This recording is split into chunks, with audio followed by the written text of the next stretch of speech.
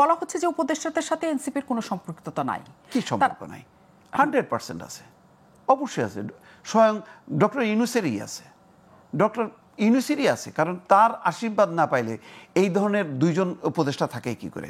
সারা দেশে এই যে এনসিপির যে প্রোটোকল আমরা দেখলাম, মানে পুরো বাহিনী, নিরাপত্তা বাহিনীর সমস্ত পোর্শনগুলো দিয়ে যেভাবে মিছিল মিটিংগুলি করে, এটা তো নজিরবিহীন। এটা তো একটা সরকারি দল যেভাবে করে, শেখ হাসিনার সময় আওয়ামী লীগ যেভাবে করছে ঠিক সেভাবেই এনসিপি করছে।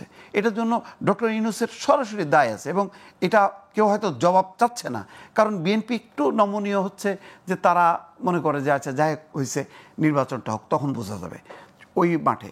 তো এইটাও করা উচিত হয়নি ডক্টর ইউনূসের। যতটুক তার দায় দায়িত্ব তো তার, মানে এখন যদি বলেন যে না আমি তো এগুলি করি না, কিন্তু না, আপনার সময় আপনার গভর্নমেন্টের অধীনেই তো কিন্তু আজকে আসলে বিএনপির বিজয় মিছিল কি আপনার কাছে সেটা বার্তা দিচ্ছে যে এই আন্দোলনে আসার বিষয়ে, নির্বাচনে আসার বিষয়ে বিএনপির সামান্যতম দ্বিধা বা অন্য কিছু আছে, বা এই সরকারের আমলে এই সরকারের অধীনে তারা করতে চায় না, এমন কোনো ইঙ্গিত কিন্তু বিএনপির তরফ থেকে আমরা অন্তত দেখছি না। না, দেখছে না, তারা এটাকে মানে পাত্তা দিচ্ছে না। মানে এখন ওই মাহফুজ বা আসিফ থাকার কারণে যে খুব বেশি উল্টায় মানে ইয়ে করতে পারে তা না, কারণ প্রশাসন অলরেডি তাদের নিয়ন্ত্রণে চলে আসছে।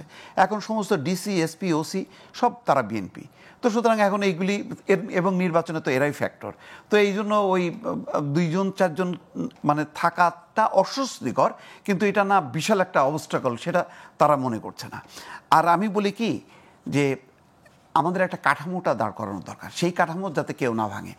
এরপরে আপনাকে ছেড়ে দিতে হবে যে আপনার 2 কোটি ভোটার আছে, আপনার 1 কোটি ভোটার আছে, আপনাকে ওই নির্বাচন কমিশন বা তত্ত্বাবধায়ক সরকার দাঁড়ে দাঁড়ে যাবে না ভিক্ষা নিয়ে যে ভাই প্লিজ আসেন, তা নাহলে তো নির্বাচন অংশগ্রহণমূলক হচ্ছে না। আমরা যদি ওই কাঠামোটা একবার গড়ে তুলে দিতে পারি, একটা সেট, তারপরে নির্বাচন হোক।